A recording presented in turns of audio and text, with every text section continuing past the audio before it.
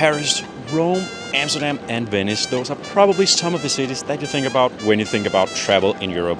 But I'm right now in a city that really deserves to be on that list. I'm in Krakow, Poland.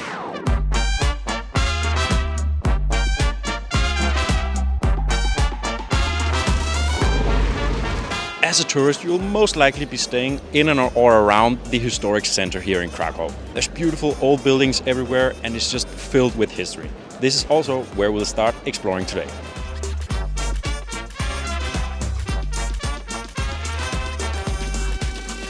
We are now in the main square here in Krakow. It's an old market square from the 13th century and there's so much going on here. The square is really busy, but because it's so huge, it never really feels crowded. Here you'll also find the beautiful St. Mary's Basilica, and besides just looking pretty good, there's a short trumpet call being played from the top of the tower, which happens every hour.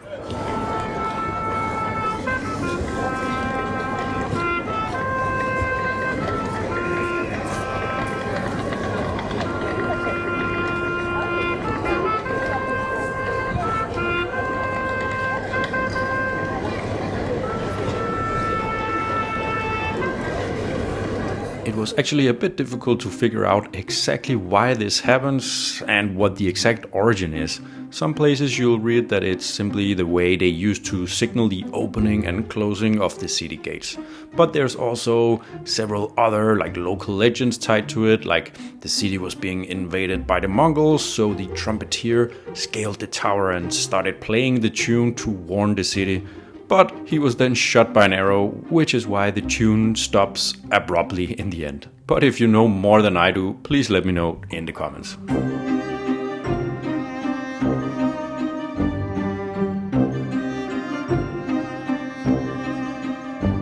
In the middle of the square is this old cloth hall, which also dates back to the 13th century. They probably used to sell, cloth here, but now it's mainly souvenirs for tourists. But look up and you'll see many different beautiful coat of arms of Polish towns.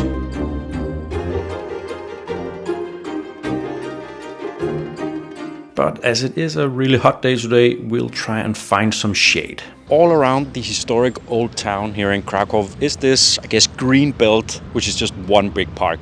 This is where the old city wall surrounding the old town was standing. And when it was demolished, they built a huge park instead. But now we'll head to one of the only remaining parts of the old wall, the old city gate, Krakow Barbican.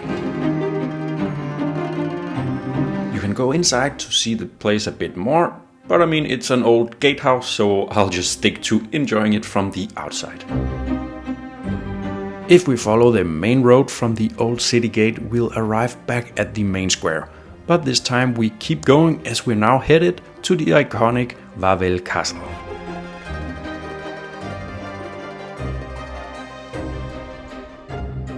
This place is massive. Now everyone can freely enter and walk around the whole premises here. Now there are some museums and a large cathedral that you will have to pay for a ticket to enter. But everyone can freely walk around and enjoy the scenery, the nice buildings and the amazing view. I basically just walked around here for a good while before I went down the hill on the opposite side, the one facing the river, in search of the Wawel dragon. As someone who enjoys everything medieval, Krakow is just amazing. And below the castle is the Dragon's Cave, and just outside a cool sculpture of a dragon that actually spews fire. It's a whole medieval legend thing again, with a dragon plaguing the city, only to be slain by some hero. Now I didn't go into the cave, as you have to pay. And as you can probably sense by now, I travel very much on a budget, so I often skip these smaller paid activities and just enjoy all the free things you can see and do. And luckily, Krakow has plenty of those.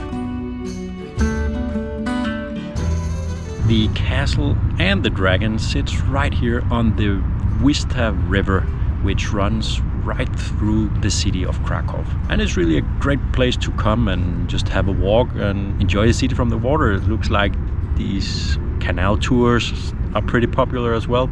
I even see some people just on the other side they're swimming in the river.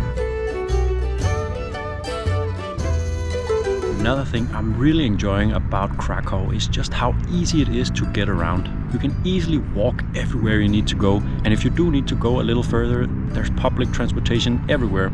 Especially trams here seem really popular.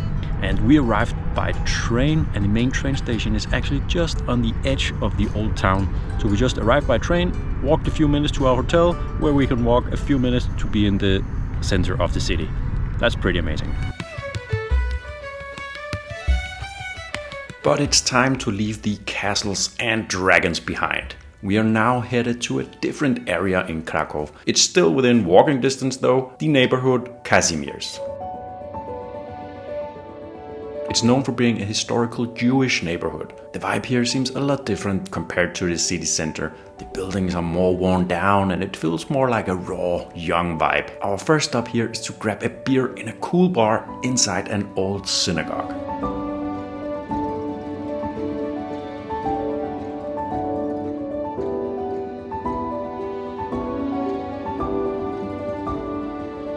Pretty much right next to the bar is a location that became famous for being in the movie Schindler's List.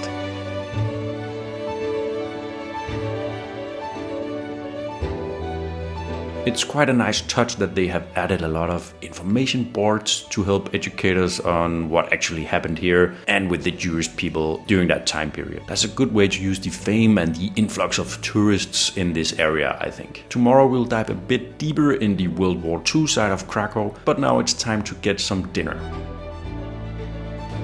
Okay, so to have dinner we came to this place called Cucina u Dorothy. So I assume it means Dorothy's Kitchen. And basically they just specialize in a lot of traditional Polish dishes. So I have got what I think is called Vigos. And according to the internet, at least some people on the internet, it is considered to be the national dish here in Poland. What did you get? Breaded pork chop and mashed potatoes. I'm not sure how Polish it is, but I think it is.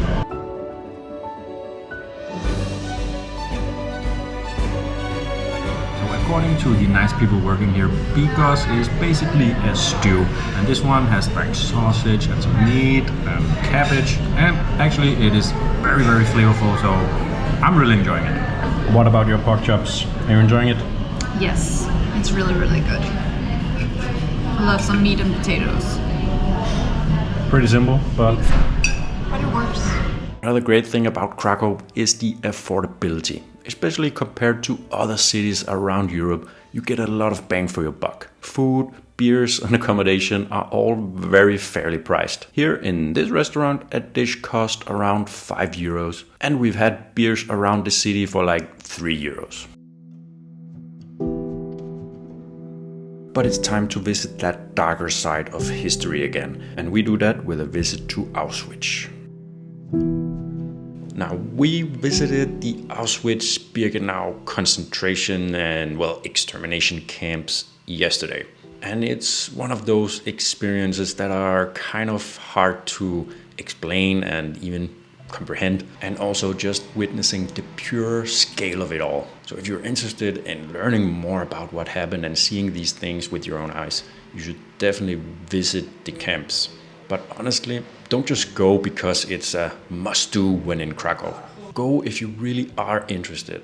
I don't see it as like a tourist attraction, but apparently some people do. I did see probably too many people taking weird selfies and photos of themselves and of their friends and together and posing in, let's just say, inappropriate places. But on the practical side, there are basically 3 ways you can visit the camps. One is to just do it yourself, like buy the ticket on the Auschwitz website and catch a bus from Krakow to the camps. The second way is to do like a full group tour where you go with a bunch of people and you have a tour guide who will explain a lot of things to you along the way. You get picked up at your hotel and you have a bus ride to the camps and all the way back. I think this is a great option if you don't know that much about the camps and the history. So having that tour guide can really help you learn a lot.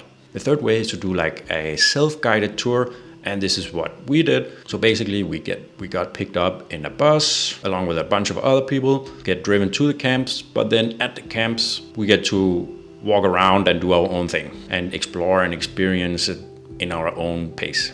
We're usually not big fans of like group trips and having to go with everyone else at the same pace and tempo as them, and perhaps we want to look at this thing a little bit longer, but no, the group is moving on. So that's why we went with this self-guided tour, because then all the transportation was arranged and yeah, it seemed like a good option for us. Now you really do need to set a whole day for this trip, as it does take like 7, 8, 9 hours.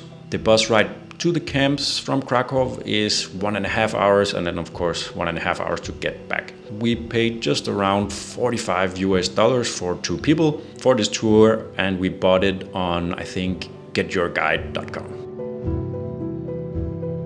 Krakow is an amazing city. The immense history going back many centuries, all the way to the horrors of the Second World War. The stunning architecture, great food, affordable prices, and the kind Polish people. If you're planning a trip in Europe, you should definitely consider Krakow.